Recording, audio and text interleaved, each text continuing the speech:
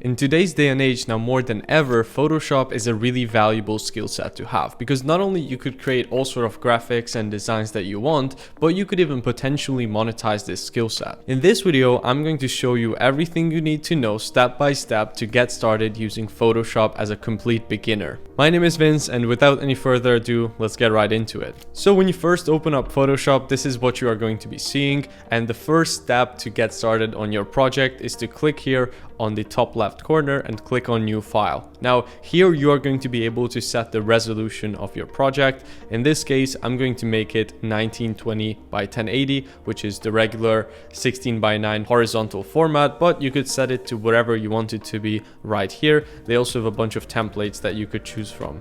Now after that, once you have selected your exact resolution you want to use, you click here on create, and now you will be welcomed by the entire interface of the program. But before we would get started with editing, I want to say a big thank you to you guys for watching the channel, and also for Enado for sponsoring this video. For creative people like you and I, this platform is an absolute lifesaver. Everything you need to make amazing pieces of work can be found in one place. All the assets that you need to create amazing work can be found here in one place in this one platform. Enado offers unlimited downloads of millions of assets that you can use in your own project, including stock photos, stock videos, a bunch of different type of templates, whether that be graphic templates or animations, even music, sound effects, and so much more. You can download whatever you want as many times as you want without needing to pay for every single asset's license one by one, which could potentially cost you tens of thousands of dollars. And the best part is that with every single download, you get both a personal and a professional license as well, so you don't have to pay any extra to use it in your client work either. Throughout this video, all of the assets, all of the pictures, the fonts, everything I'm going to be using are from Enado as well. So if you want to follow along, make sure to go ahead and sign up in the first link in the description below, because right now they're actually running an amazing promotion where you can get even 30% off your annual plan. And by the way, they just did a huge rebrand where the whole interface got a new look. So you still get all the amazing assets that we already like, but with a much fresher look. Now let's get back to the tutorial. So now the next step is going to be importing our picture into Photoshop so we can start working on it. As you can see, I have this stock photo here from Enado, and I'm just going to go ahead, drag and drop this onto my project. And just like that, I was able to import it. Now, this is an important part. Whenever you import a new picture, you can actually just go ahead and drag the sides of it or any of these white rectangle points to change the scale of it. And you can also go ahead and move it around as you wish. Now, once you have placed it perfectly and you are happy with how it's looking, you can click here on done. And if you ever want to make more changes to it, you can just press Command or Control T on your keyboard, and you will be able to bring back this resizing part again. Now, if you want to reshape it in a way where you stretch it out in one direction without having to keep its proportions, then you can hold Shift on your keyboard and then drag out any of these parts, and you can stretch out your picture as you wish. Now I'm going to redo this right now by pressing Command and Z, because I don't want it to look like that, of course.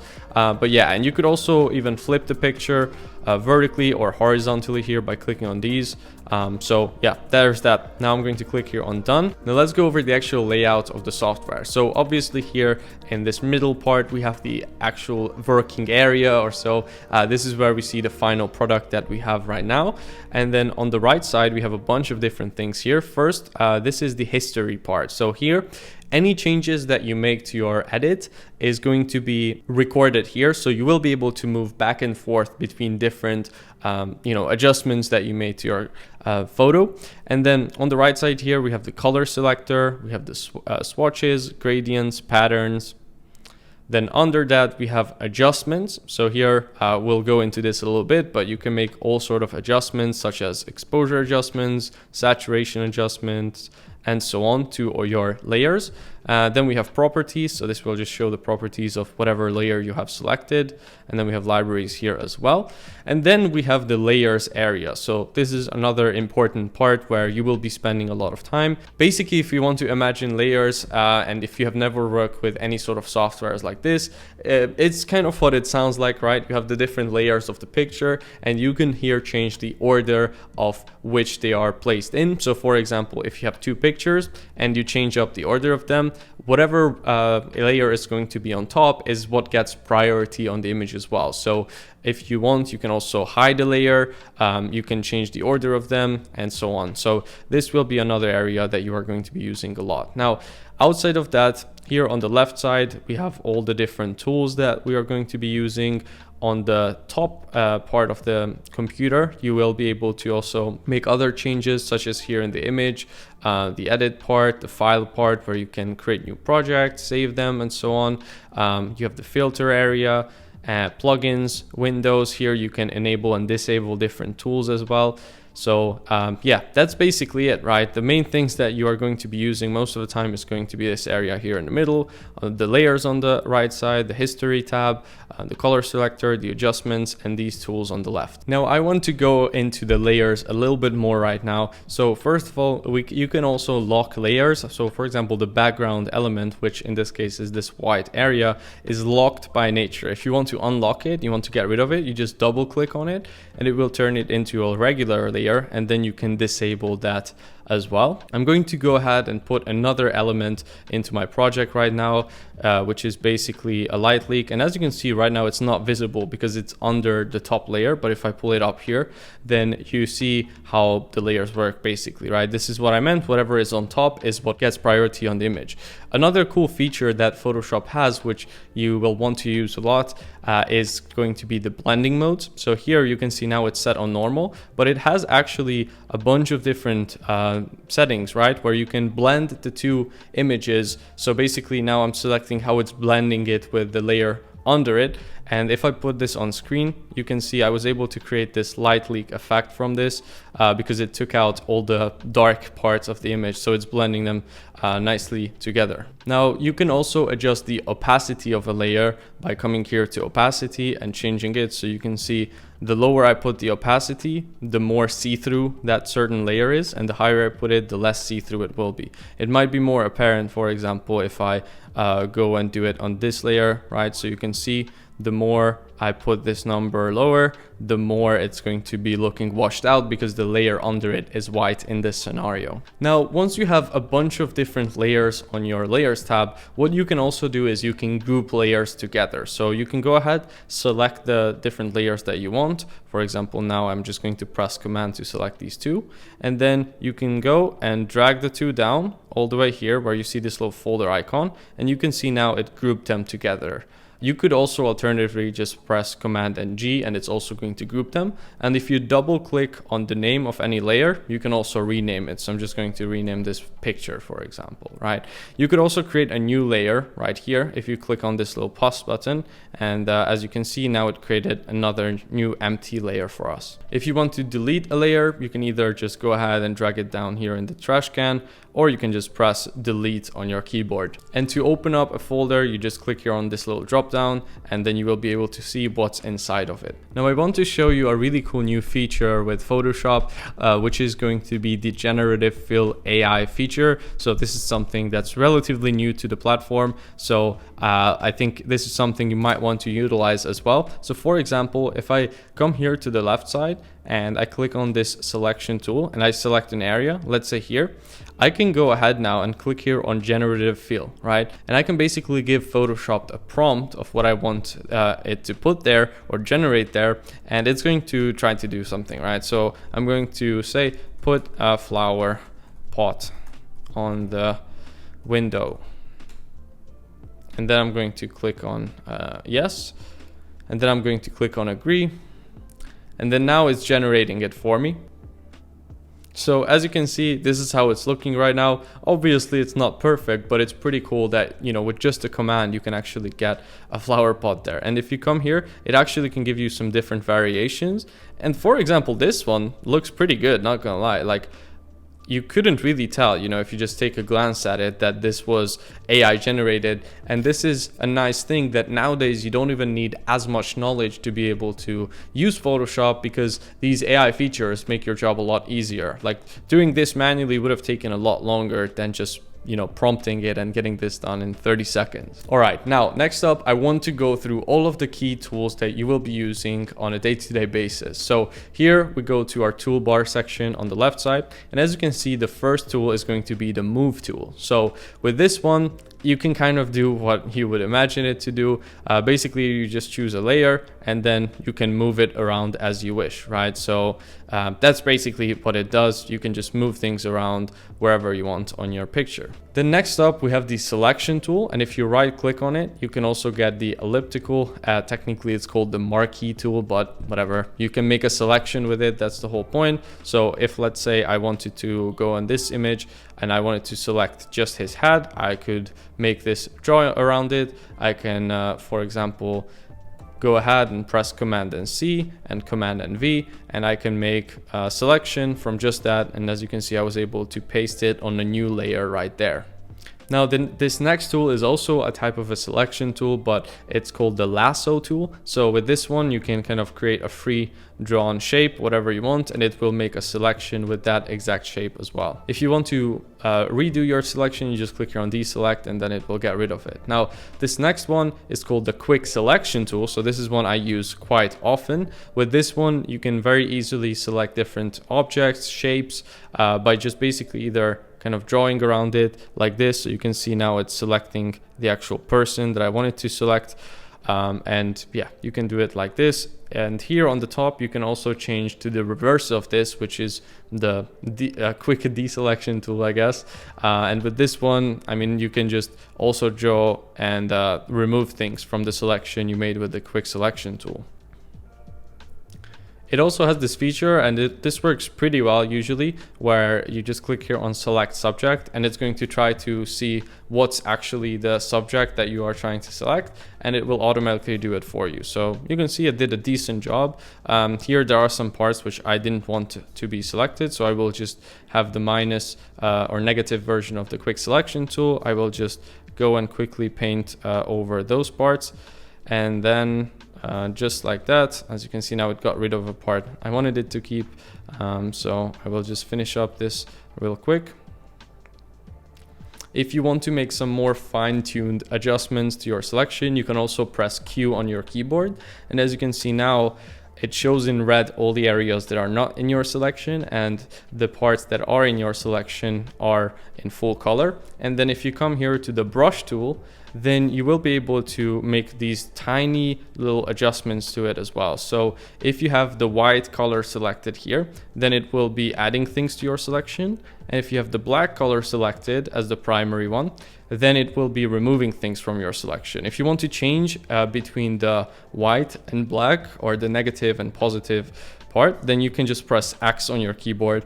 And right now, as you can see, I'm removing things from the selection. Now I'm adding things to the selection. And to exit out of this mode, you just press Q again. And once you are happy with your selection and you want to make a new layer from it, let's say, you can just press Command C, Command V. And now if I disable this background layer, you can see I was able to actually cut out just this person from my image. All right, next tool here in the lineup is the crop tool. So this also does what you would imagine it to do. You can go and trim or expand the edges with this one. So yeah, that's basically about it for that one. You can make a crop to your image as you wish, and then it will cut it to that exact resolution. Then we have the frame tool, which can create placeholder frames for images. Then we have the eyedropper tool. So the eyedropper tool is basically something that you can get the exact colors that you want with as a selection. So let's say I wanted to get this exact brown that his hair has here. So I can just use the eyedropper tool. And as you can see here on the right side, it selected that exact dark brown that I was pointing it at. But if I wanted to get, let's say, this exact blue, I could just click on that and I will also be able to select that exact color.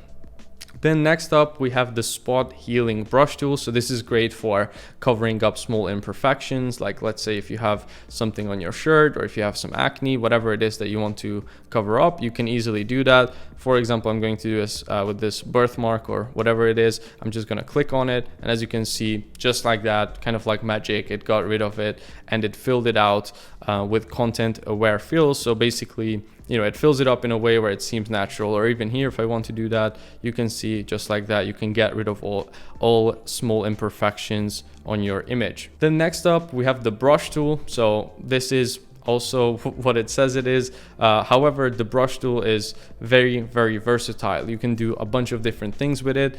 Here, if you go to the top, you can select the size of the brush that you want. You can choose the hardness of it, and that is basically how hard the edges are of your brush.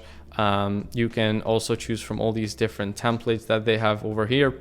You can also choose the opacity of the brush, so how see-through your brush stroke is going to be, the flow of it, the smoothing of it. So there's a lot that you can adjust here. But for now, I'm just going to create a new layer here to show you how it looks like. So obviously it's going to paint with the exact color that you have selected as the primary one. So I will just choose black for now. And you can also right click anywhere in your image and get up this adjustment part, which will make it a lot faster than always going back here to the top. But yeah, so you can see I can paint over it just like this. And right now I'm painting on this layer, right? So if I change the opacity of it, or if I change the blending mode or any of those things, I can make these nice little small adjustments with my brush as I wish. Again, there's a lot that goes into the brush tool. You can use it for a lot of different things in Photoshop. In this tutorial, I don't have the time to cover it too much, but if you guys want to see a video about that, then let me know in the comment section down below. So next up, we have the clone stamp tool. So with this one, you can paint with pixels from another part of the image. Let me show you how that actually looks like. So let's say I want to use this exact color of the wall here. I'm going to press Option on my keyboard. I will press here, and then wherever my brush area is, it will kind of take almost like a snapshot of that, and I can actually use that to brush over other areas of my image just like this, right? If I want to take another sample, I just click here again, and then I can brush over it. And just like this, if I wanted to, I would be able to kind of get rid of this part pretty naturally and pretty easily. Next up, we have the eraser tool. So this is also pretty self-explanatory. If I select a layer, I can make erasers to it. So just like this, I can erase his head or whatever I want to do with my image. And obviously this works on layers and also even layer masks.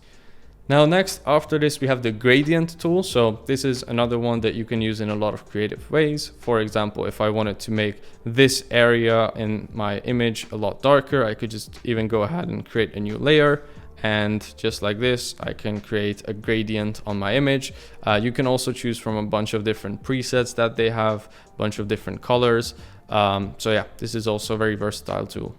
All right, now we have the dodge tool or the burn tool. So you can use this to lighten up or darken up a certain area of an image. So let's say if I wanted to make his hair a bit lighter, I can use this tool to lighten it up just like this. And as you can see, the more times I click on it, the brighter it keeps getting. So yeah, this can be pretty useful for brightening up certain parts or also darkening certain parts if you choose the burn tool. So that's how the burn tool looks. As you can see, it's making it with every single click darker and darker. Next up, we have the pen tool. So the pen tool can be used to create shapes and selections, and you do it by clicking somewhere and then clicking another place as well, and then you can create all these different lines, right? So this is great if you are trying to create a really detailed selection, especially for like longer edges or things like that as well. Now after this, we have the text tool. So this is the one that you can add text with to your photo. So for example, I'm going to create a new layer right now, and I will place this layer between the background and also this cutout that we have of this guy. And then I'm going to click here on my image, and then it added a text to my layer. So I can change this to whatever I want. So for example, I'm going to make it Photoshop. I can click here, I can change the color of this.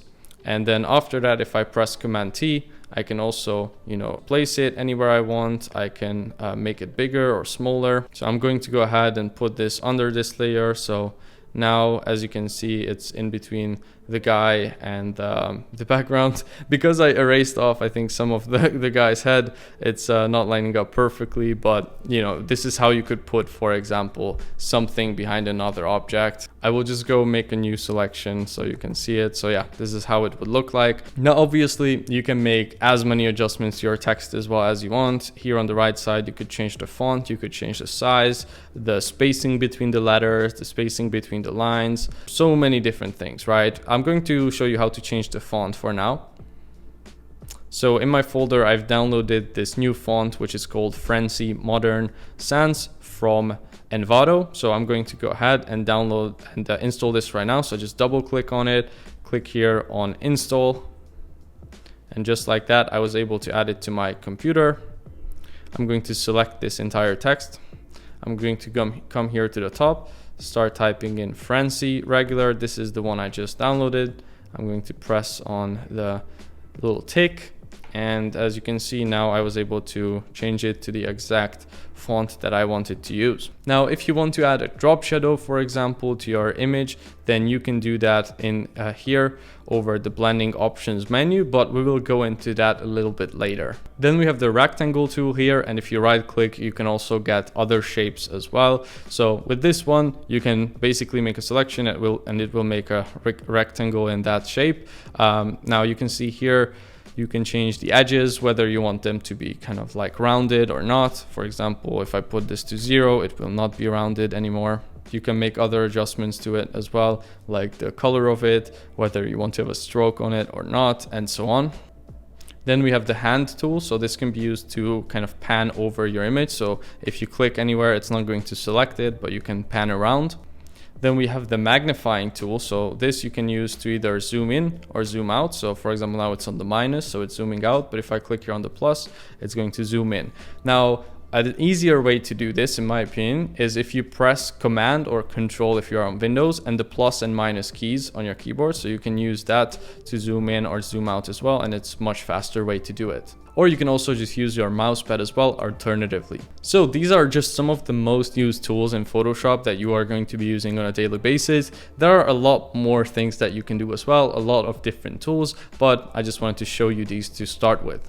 Now let's go into the blending options a little bit right now. So I got my text in here and I'm going to right click on it and click here on blending options. And you can use this with any type of layer as well, by the way. So here you have a bunch of different options. You could change the actual stroke within the layer, right? So you can do this with not only text, but anything else as well.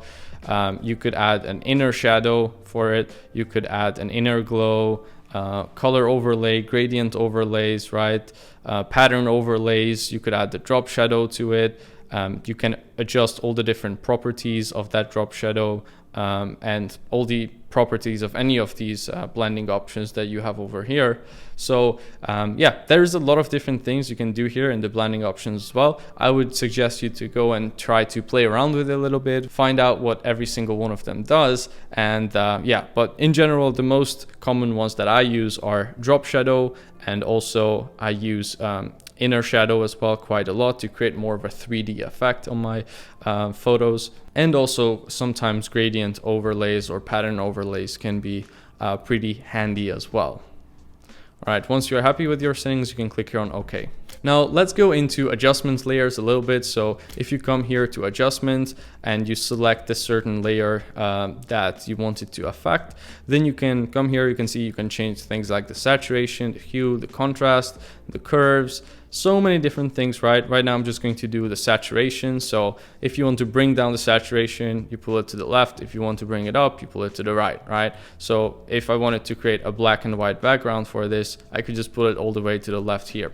And if you want, you know, to change the strength, so to say, of an adjustment layer, which we have right here, you can come here to opacity. And as you can see, it's changing the strength of it as I bring it up or down. Now, let's say I'm going to put this now on top of this layer. So you can see now it's affecting both the background layer and my main character layer as well, so to say. So if I only wanted it to affect, let's say, the character and the background, I wanted to have a color, I could right click on it, click here on create clipping mask, and then what that does is basically now it's only affecting the actual layer that it's on. So you can see, I mean, on this image, it's not as visible, but the background has color right now, and it's only making the character black and white. But let me show you a better example, because right now it's a little bit hard to see with this one. So for example, if I go ahead and I make a selection of this guy's shirt right here, I will create a new layer from that. And if I put the adjustment layer I created and then I click on create clipping mask, you can see now it's only adjusting that certain area of his shirt, because it's not affecting any of the layers under that, only this one that it's kind of like linked to now. If you want to unlink it, you can just right click, click on release clipping mask, and then it's going to again adjust everything that's under it. Another feature I use quite a lot are actually the different kind of blurs that Photoshop has built in. So for example, if I wanted to blur this background even further, I'm going to select the background layer. I'm going to come here all the way to the top to filter. And then here you have a bunch of different kind of blurs that you could use. So for example, motion blur will create kind of, as the name suggests, a blur that makes it look like it was moving. You have the Gaussian blur, which is more of a natural kind of looking blur, but I'm just going to put the motion blur on that for now. And you can see I can adjust the strength of that as well, or the distance as much as I wish. So for example, just like this, I was able to create this background effect. Now, once you're happy with your edit, you can just click here on the top on file and either just make a save to the cloud, or you can click here on save a copy. And then after that, you can go on to save on your computer. And then you can select where you want it to actually be saved. So I just want it to be saved on my downloads, let's say. You can select the file format. So if you have like a transparent background image, then you will want to use PNG. But generally speaking, if you don't, you want to use JPEG, because it's a much smaller sized format and it is the best for internet use in general, from my opinion. And then you just click on save. You will be able to choose the quality that you want to save it in. So I'm going to choose 12, and it's also going to give me a file size preview. And then I click here on OK.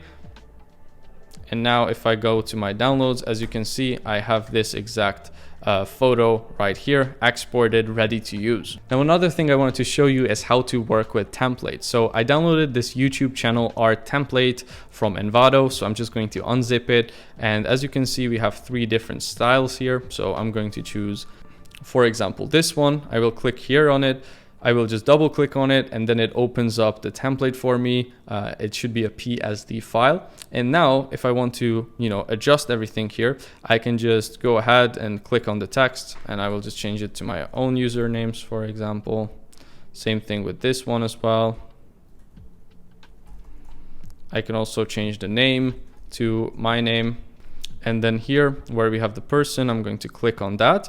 And then you see here it says replace me. So if I double click on this, whenever you see this little thing, you can double click on it, and then it will go and open it in basically a new tab or new layer. So I'm going to go ahead now and actually adjust and put in here my other project. I'm going to copy this cutout of the guy and then press Command C. I will go back into this one, press Command V. And now I'm going to press Command and T to change the size of it. I'm going to match these up so it looks like this. I will flip it so it kind of matches it perfectly. So let's do something like that. And then now I'm going to hide this replace me layer. I will come up to File, click on Save.